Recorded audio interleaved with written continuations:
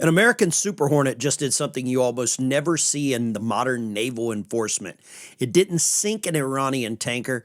It didn't launch a missile. It used a 20 millimeter cannon to disable the ship's rudder. Basically, a precision warning shot with consequences. If it wanted to sink the ship, it could have. And that matters because this is part of the Iran conflict the media keeps muddying up. And they want Americans arguing over headlines, rumors, political spin, while the real story is happening at sea. The real story is this: the United States no longer is just talking about a blockade, it's enforcing one. And at the same time, you have politicians here at home openly discussing ways to get around U.S. pressure campaigns on Cuba and other countries regarding oil and oil supply. And then acting shocked when Americans ask whether that crosses a legal and constitutional line. Go look up the Logan Act. So let's slow this down, because this tanker shot tells us three things: what the Navy is actually doing, what Iran is testing, and why the information war inside America may be just as important as the fight in the Strait of Hormuz. So as you see here, this is this 20 millimeter cannon on this FA-18 Super Hornet. You see some naval sailors here working on that, doing some maintenance, probably polishing it and making it look all feisty and friendly so it can run another mission. But that's what happens. The blockade is being enforced. It's being enforced by United States Navy sailors. And I don't think these men and women are getting enough credit for what they're doing. There's two pilots in this plane, and there's multiple, probably 50 to 100 people on the deck of this carrier and inside of the engine room and other maintenance facilities there, making sure that this is the tip of the spear. So you can see the FA-18 Hornet here, Super Hornet here. There might only be one pilot. I'm a submarine guy. I don't know a lot about airplanes other than, they do a lot of damage. And the reports coming out, this U.S. Navy FA-18 Super Hornet disabled the Iranian oil tanker with a 20 millimeter cannon shot. So I find it a little disrespectful, and I'm sure some of you do as well, when we have this much action going on in the Straits of Hormuz, when we have this many men and women, sailors, basically conducting, I would say, like a nanny patrol to keep these tankers inside of the strait. You can see in red all of these tankers that are anchored just off the coast of the UAE. And the reason being is that they're starting to get oil from here. They're not going around through Hormuz. You can see so many of them just waiting. They're loitering. There are hundreds of ships that can't get in, and more importantly, there's hundreds of ships within the Persian Gulf, the Strait of Hormuz, that can't get out. We're coming to a tipping point on this whole situation. But the one thing that bothers me, and I'm sure it bothers a lot of you, is the actual battle that's occurring here at home. And that is what I believe is becoming a little more disparaging to many people. Now, we had the Secretary of State, Marco Rubio. He's filling in as press secretary, DJ. I don't know what other jobs this guy has, but he was in the press room, and he brought up a point that I believe a lot of news media glossing over. I believe a lot of politicians glossing over. I believe a lot of people watching glossing over both sides of what Iran actually did to start. It's one of the factors. There's multiple factors. You factor in 47 years of attacks and funding by the Iranian regime against the United States, continuously, chanting DTA and all of this.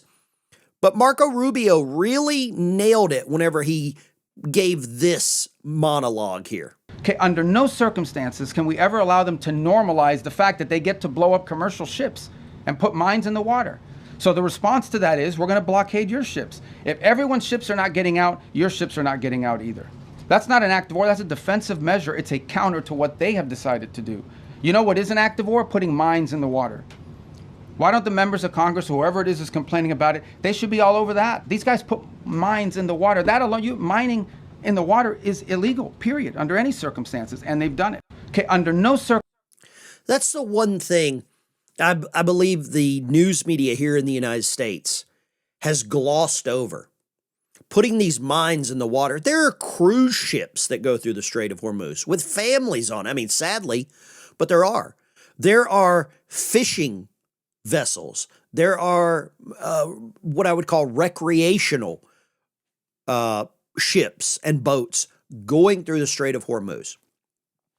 One mine detonates, one tanker sinks, the entire strait closed. So they did this on purpose, and it seems like this is an act of war. I don't make this much different than in Vietnam when they were just putting landmines everywhere. The Russians did it as well. The Afghans, all of these terrorist organizations, they put these things in the ground, they put these things in the water for one reason. That's loss of life. I think that's being so just glossed over, and you're being gaslit by the news media to make it sound like President Trump is backing off of negotiations, backing off of the pressure. But nobody wants to really talk about this statement, the mines in the water. And they put them there, and they intentionally probably didn't keep track of where they were placed.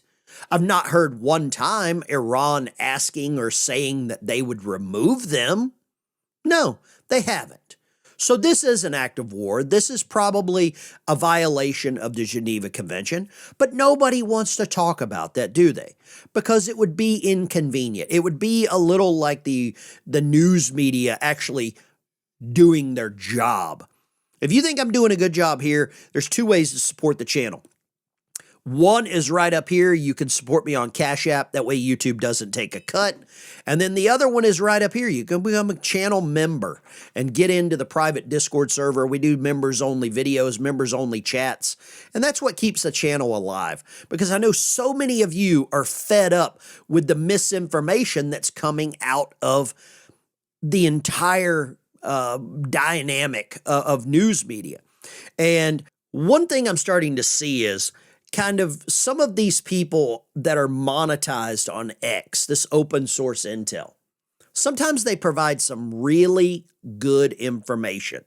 But I think a lot of times the stuff that they're putting out is just to get engagement, or enragement is what I would like to call it. Because the more enragement that they can incite, the more money that they get. And here's one here. Iranian president met with the supreme leader for 2.5 hours in an atmosphere of trust and dialogue. Does anyone believe that? If you do, go touch grass. Seek help immediately. Because we don't know where this guy is, and we know the foreign minister has been in China, or may very well still be in China, because of all the pressure there.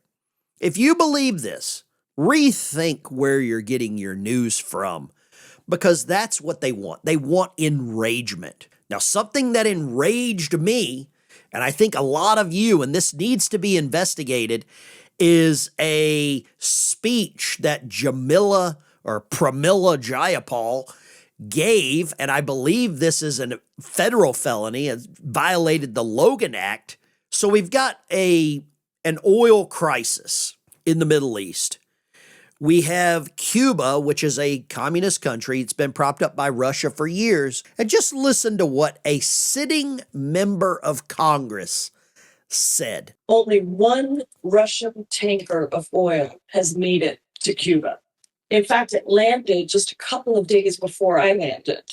And one tanker has enough oil basically for 10 to 14 days of Cuba's oil needs. So it's a very limited amount of time. Now, Russia has said they're going to send another tanker. I was in conversations with the ambassadors from Mexico and some other places, and I know other countries in Latin America are trying to figure out how to get oil there. Only one. So I want you to see what was highlighted down here by End Wokeness. Any citizen of the United States, wherever he may be, we'll use she for this one, without authority of the United States, directly or indirectly, commences or carries in any correspondence or intercourse, oh, that's disgusting, with any foreign government or any officer or agent thereof, with intent to influence the measures or conduct of any foreign government or of any officer or agent thereof, to defeat the measures of the United States. So we have oil sanctions on Cuba right now. We have sanctions on Russia. And we have a sitting member of Congress that is coming out and defying all of this. Is this a violation of the Logan Act? Is this something that needs to be investigated? Should she be prosecuted for violating this? This is a federal law, federal felony. I believe so. And if you believe so, just type the word felony in the comments if you think that she should be prosecuted and removed from Congress. If you don't think this is a felony, then type no. How about that? We'll go felony and no.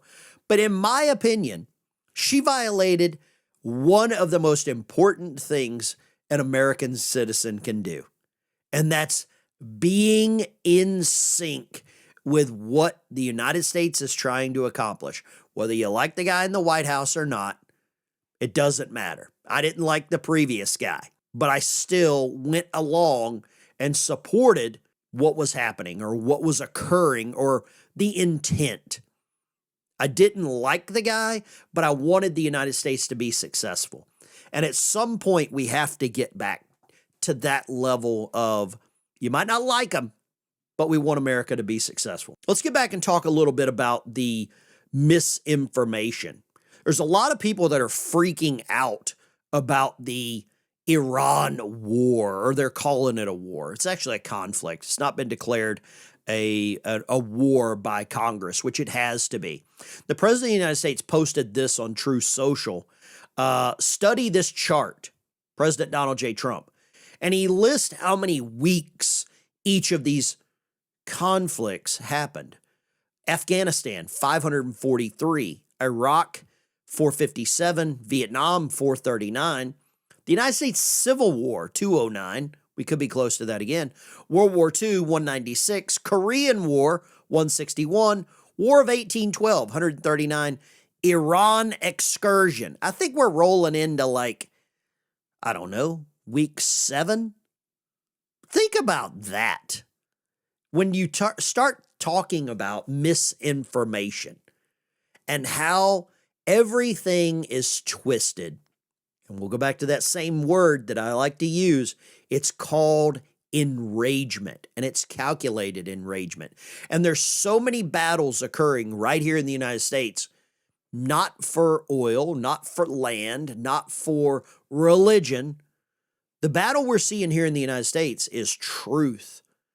And there's so many people that are labeled thought criminals. Go read that book, 1984.